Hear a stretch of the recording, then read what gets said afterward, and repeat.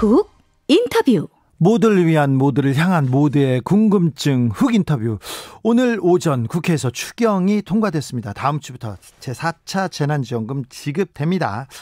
소상공인에게 지급되는 버팀목 자금 플러스 누구한테 얼마씩 지급되고 신청을 어떻게 하는지 자세히 좀 알아보겠습니다. 권칠승 중소벤처기업부 장관, 안녕하세요. 네, 안녕하십니까. 권칠승입니다. 장관님, 의원님이셨는데 지난번에 뵐 때는 예. 장관님 된 지 얼마나 되셨어요? 이제 한 달 반, 한 달 20일 정도 됐습니다. 아, 네, 50일 되셨군요. 취임 후 예. 어떻게 지내셨습니까? 좀 워낙 어려운 시기에 취임을 해서 예. 좀 어깨가 많이 무거웠습니다. 네. 그래서 우선 이제 소상공인들 중심으로 어려움을 많이 겪고 계시는 현장을 이제 먼저 많이 찾았습니다. 예. 그래서 뭐 간담회도 하고 또 최근에는 라이브 커머스에 나가서 예. 제가 이제 소상공인 물품들을 좀 팔면서 어려움을 같이 경험하기도 했고요. 아, 좀 파셨어요? 이제 완판됐다고 들었습니다. 알겠습니다. 코로나 때문에 참 소상공인 힘들다고 합니다. 직접 이렇게 만나보시면 그 피해는 어느 정도라고 보십니까?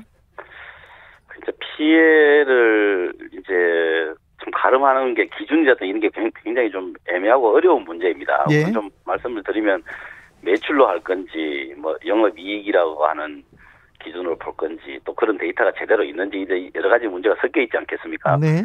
예, 그런데 우선 이제 큰 틀에서 좀 확인할 수 있는 부분은 매출 아닌가 싶습니다. 네. 이제 매출로 보면은 작년 1월 중순에 이제 코로나가 시작됐는데요. 그 이제 2월 달부터 이제 경기가 코로나 영향을 직접적으로 받기 시작했는데 이 소상공인 매출 비율을 보면요. 이제 네. 전년 동기로 보면 작년 2월 달에 71%입니다. 그러니까 한 30%가 줄어버린 거죠. 네.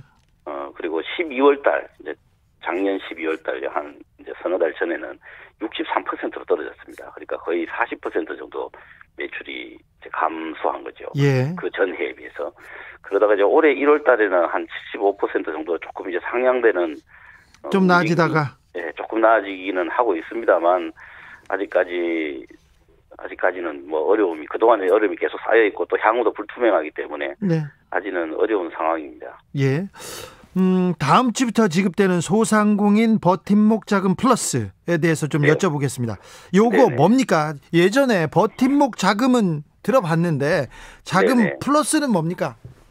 플러스는 기존에 이제 플러스가 없던 그냥 버팀목 자금에 비해서 네. 조금 대상자도 더 넓고 그리고 지원의 규모도 좀 더 두텁습니다. 네.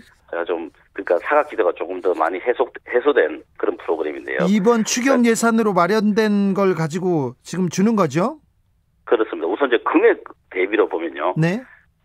버팀목 자금은 이제 4조 1천억 정도 됩니다. 전체 지출되는 금액이요. 일단 맞네요. 4조요. 예. 예. 근데 이거는 이제 중소벤처기업부에서 나가는 것이고 이 위에도 뭐 고용부라든가 산업부라든가 이런 데서 또 나가는 것들이 있습니다. 네. 근데 일단 이 이제 지원으로 나가는 피해 지원금으로 나가는 것만 지금 말씀을 드리는 예. 겁니다. 4조 원대.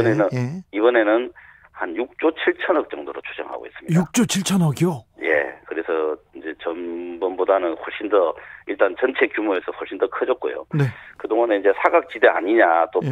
이제 형평성이 좀 없는 거 아니냐고 지적됐던 부분들이 있었는데요.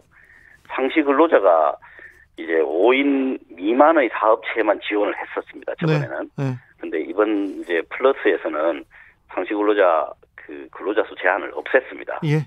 예. 그리고 또 이제 일반 업종에 있어서도 매출 한도를 전에는 4억 원으로 했었는데 이번에는 10억 원으로 확대를 해서 네. 훨씬 더 많은 소상공인들이 여기 이제 포함되도록 했고요. 네. 또 이제 개업한 업체도 지난번에는 작년 11월까지 개업한 업체를 대상으로 했는데 이번에는 올해 2월까지 개업한 업체까지 포함될 수 있도록 아주 최대한 잡았습니다. 아, 예. 예. 그리고 또 이제 전에는 이제 집합 금지 사업체에 대해서 300만 원을 저희들이 지원을 해드렸는데요. 이번에는 400만 원 혹은 500만 원 네. 이렇게 해서 지원 금액도 더 늘렸습니다. 알겠습니다. 6조 7천억 원 얘기하는데 중소벤처기업부가 이렇게 많은 예산을 쓰고 많은 일을 하는구나 이런 생각이 듭니다. 버팀목 자금 플러스 신청하려면 어떻게 해야 됩니까? 지금 저희들 이제 신청을 받는 지급할 테니 신청해 주십시오라고 이제 안내문을 보내는 날짜를 네. 다음 주 월요일로 지금 DDA로 잡고 있습니다. 이제 월요일부터 이렇게 문자를 보냅니까? 그렇습니다. 네. 이제 문자가 가면 그 문자를 받아보시는 분들이 신청을 해주시면 이제 저희들이 당일 가능한 당일 이제 입금하는 걸로 목표를 잡고 있고요. 예. 신청하시는 방법은 휴대폰으로도 가능하고, 예. 그리고 컴퓨터로 인터넷 홈페이지로 예. 들어오셔서 버팀목 자금 플러스 이렇게 치시면 됩니다. 거기에 인터넷 홈페이지에서 예. 신청하실 수도 있습니다. 대상자한테는 일단 문자가 가는군요. 그렇습니다. 네. 네. 중기부에서 코로나로 피해를 입은 소상공인 영업 손실 피해 지원을 위한 법제화를 추진하고 있다는데 이 논의는 어느 정도 이루어지고 있습니까? 지금 정부 내에서는 관계부처 TF를 지금 만들었습니다. 네. 만들어서 소상공인 손실보상제도에 대해서 이제 여러 가지 법적인 또 정책적인 검토가 진행되고 있고요. 네. 지금 이제 국회에서도 법안이 22건이 지금 발의돼 있습니다. 그래요? 예, 이제 여러 가지 방식이 있죠. 뭐 특별법 방식도 있고 여러 가지 입법 형식이 논의 중인데 정부에서는 소상공인 지원법을 개정해서 예. 그것을 중심으로 하는 게 효과적이겠다라고 하는 입장이고요. 네. 국회하고 적극적으로 협의해가지고 신속하게 입법이 되도록 노력하겠습니다. 중기부에서 정부에서 국회에서 뭐 입법도 내고 법안도 내고 다 좋은데 네. 이 피해 자금 지원보다도 은행 이자 장기 무이자 좀 대출 좀 해주고 은행 이자 좀 유예해달라 이런 요구도 큽니다. 여기에 대한 중기부의 입장은 어떻습니까? 저도 그 부분에 대해서 많이 듣죠, 실제. 네, 많이 듣습니다. 네. 아주 많이 듣고 정부 내부에서도 전 논란도 많이 있는 걸로 제가 알고 있거든요. 네. 아마 제가 장관으로 임명되기 전에도 많은 논쟁이 있었던 걸로 알고 있습니다. 그래서 저는 지금 이제 재난지원금하고 저금리 융자 프로그램을 지금 정부가 가동을 하고 있습니다. 두 개를 하고 있는데 저는 무이자까지는 못 가더라도 네. 초초금리, 네. 초초저금리, 네. 예, 그냥 초저금리가 아니고 초초저금리 융자 프로그램 정도는 추진을 해야 된다고 보고 무이자 대출 부분도 한번 깊이 있게 검토를 한번 해봐야 된다 그렇게 생각하고 있습니다. 은행권하고도 얘기를 나누고 있습니까? 과거에 제가 그 장관으로 오기 전에 네. 논의가 있었던 걸로 알고 있는데 예. 한번 지금의 상황이 이제 길어지면 네.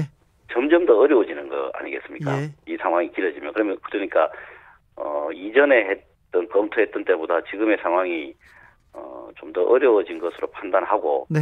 이 부분에 대해서 적극 검토할 수 있도록 저는 노력할 생각입니다. 알겠습니다. 중소기업 그리고 또 소상공인 가장 또 부담이 되는 게 은행비하고 또 임대료예요. 착한 그렇습니다. 임대인 운동으로만은 소상공인의 어려움 해결하기 힘들다는 지적 많습니다. 임대료 부담, 임차료 부담을 완화하기 위한 지원책 어떤 부분을 가지고 있습니까?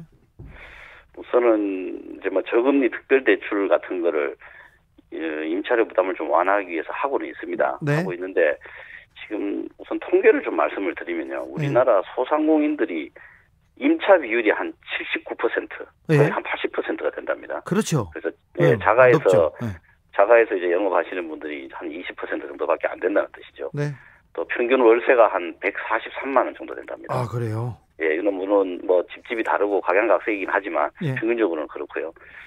전체 소상공인이 한 600여만 명 정도 되는 걸로 좀 추정하고 있는데요. 그렇게 보면 굉장히 많은 숫자이죠. 맞네요. 굉장히 많은 네. 숫자입니다.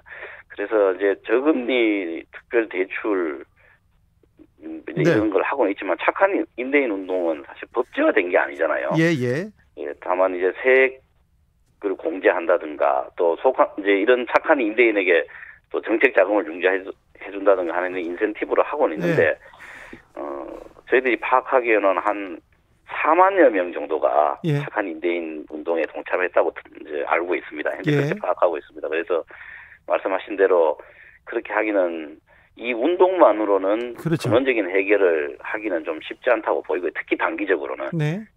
쉽지 않다고 보이고 그래서 아까 말씀하신 저금리 또는 초저금리 네. 이 이제 월세 부담을 좀 그래도 좀 완화시킬 수 있는 네. 그런 대출 프로그램들을 적극적으로 개발해야 된다고 생각합니다. 그러게요. 이 월세 부담 다시 대출 프로그램 초저금리 얘기하는데 정부가 이자 일부를 좀 부담해 주거나 이 월세 부담을 조금 안아주거나 금융 비용을 좀 덜어주거나 이런 부분에 대해서 좀 신경을 더 써야 될 것 같습니다. 예, 그런 부분도 현재 있긴 있죠. 이제 이 차를 보전해주는 그런 상품들도 있고 네. 그렇게 대출이 나가고 있는데 워낙 코로나 상황이라고 하는 게 이제 우리가 이제 예견했던 것보다 더 크기 때문에 네. 이 부분을 좀 더 늘리는 정책이 절실하다고 봅니다. 그렇습니까? 네. 네. 전임 장관이 박영선 장관이었는데요. 네. 직원들의 평가가 어떻습니까? 박영선 장관 간다고 하니까 좋아하고 막 그랬죠, 좀. 아쉬워하는 것 같던데요. 아쉬워하지 않고, 박영선 장관이 가니까 좋아하고 그러지 않았습니까? 저는 중기부가 네. 신생 부처인데도 불구하고 네. 이제 부처로서의 역량을 키우고 또 네. 위상도 올리는데 많은 역할을 하셨기 때문에 중기부 직원들은 박영선 장관님이 이렇게 퇴임하시는 것을 매우 아쉬워하는 걸로 저는 그렇게 느끼고 있습니다. 그래요? 제가 들은 거하고 조금 틀립니다. 자, 제가 이것도 하나 물어볼게요. 겁니다. 알겠습니다. 예. 장관님 하나 예. 물어볼게요. K 주사기 있지 않습니까? 네네. 이거는 한국 중소기업의 실적이 맞습니까? 중기부가 잘한 게 맞습니까? 중기부가 잘한 건 맞습니다. 예. 맞습니까? 예. 네. 장관님 그 중소기업 벤처부 출입 기자들이요. 되게 까칠하죠. 요즘 이 코로나 때문에 이 대면으로 만나서 이렇게 터놓고 이야기해 볼 기회가 없어서 네. 제가 기자들의 성향을 네. 말씀드리기에는 제가 알겠습니다. 너무 자료가 없습니다. 그건 만나서 서로 그냥 만나서 얘기하시죠. 예, 자, 알겠습니다. 코로나 방역 그리고 골목 상권 활성화 이거 두 개를 잡는 것 자체가 그 균형 잡기도 굉장히 쉽지 않은 일인데 자 장관님의 비책은 뭡니까? 우선 좀 한번 전반적으로 좀 말씀을 드리고 싶은 게요. 네.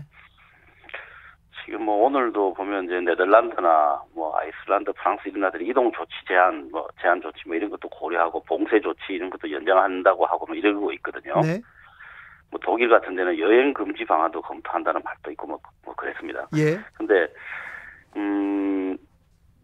얼마 전에 발표한 그 OECD 회원국 중에서 우리나라가 6개 항목 중에서 4개가 1등을 하는 이 코로나와 관련해서요. 네. 그리고 또 경제도 가장 선방한 국가입니다. 네. 그래서 방역 때문에 많은 고통이 이제 소상공인들에게 몰리고 있다고 하는데 이런 측면에서 예. 소상공인들에 대한 지원이 필요하고요. 그렇죠. 다만 이제 여기서 좀 정부 입장에서 제가 말씀드리고 싶은 것은 네. 방역을 실패한 국가들을 보면요. 예. 그 피해가 정말 걷잡을 수가 없습니다. 예. 예. 그래서 우리가 좀 불편함을 지금 감수하고 있지만 이게 뒤집어서 생각하면 더 큰 피해를 우리 모두의 더 큰 피해를 막는 훌륭한 방어책이라고 하는 데 대해서도 네. 국민 여러분들께서 좀 같이 좀 균형 있게 좀 생각해 주셨으면 하는 네. 예, 그런 바람이 좀 있습니다. 그렇습니다. 네, 방역이 네. 최상의 경제다 이렇게 주장하는 분들도 있습니다. 6855님께서 이런 문자 주셨어요. 대출 받으러 갔는데요.